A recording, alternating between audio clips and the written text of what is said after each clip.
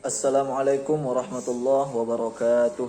Hamdan wa syukran lillah, salatan wa salaman ala rasulillah wa ala alihi wa sahbihi wa man tabi'ah wa man wala. Sahabat Quran Smart di mana saja berada, kita sambung kajian kita motivasi muslim yang hidupnya campur aduk atau taat ibadah tapi tekun maksiat. Kalau bahasa Arabnya talbisul haqqa bil batil.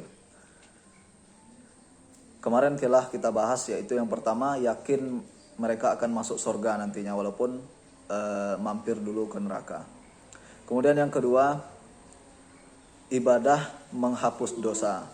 Jadi dosa itu bisa dihapus dengan ibadah.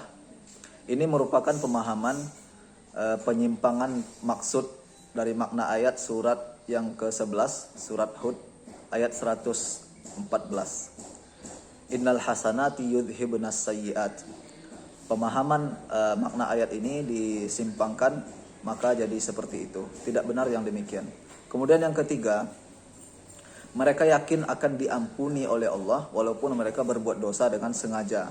Ini juga pemahaman orang Yahudi jahiliyah dulu. Kita dapat melihat surat yang ke-7 Al-A'raf ayat 169. Ya'khuduna 'arada hadzal adna wa yaquluna sayughfaru lana.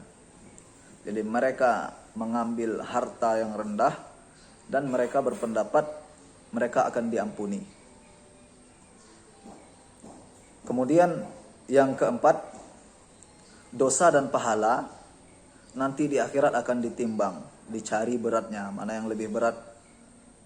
Kalau dosanya berat berarti dia masuk neraka, kalau dia berat pahalanya berarti dia masuk surga. Tapi hitung-hitungannya sebagaimana surat yang ke-6 Al-An'am ayat 160. Satu kebaikan itu sama dengan 10 pahala. Nah, satu dosa sama dengan satu kejahatan sama dengan satu dosa. Tapi satu kebaikan sama dengan 10 pahala. Sudah jelas yang akan lebih banyak itu pahala. Inilah yang menjadi motivasi umat yang hidup gado-gado, ya, umat yang hidup campur aduk. Mereka tidak takut berbuat dosa karena yakin diampuni, karena mereka yakin akan masuk surga, karena dosa itu juga bisa dihapus. Karena dosa bisa dihapus dengan ibadah, puasa misalnya, sholat atau istighfar. Puasa yang bisa menghapus dosa 1 tahun ke depan, ke belakang dan akan datang gitu, ada tuh. Nah, coba dibaca lagi tuh.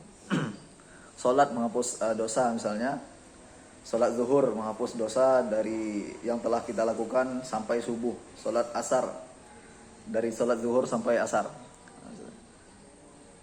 Ini mereka yakini. Nah, inilah keyakinan-keyakinan bid'ah yang masuk ke dalam Islam sekarang ini. Maka dari itu, umat Islam, marilah kita kembali kepada Al-Quran. Al-Quran tidak berbicara yang demikian. Al-Quran berbicara rasional. Al-Quran berbicara logika.